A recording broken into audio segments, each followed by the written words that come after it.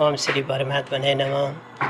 कोटि कोटि प्रणाम हरिलाई, शान्ति देऊ संसारै भरिलाई।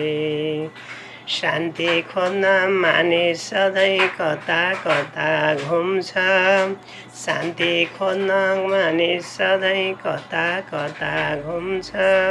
मनमा शान्ति नभएमा बाहिर कहाँ हुन्छ, मनमा शान्ति नभएमा बाहिर कहाँ हुन्छ।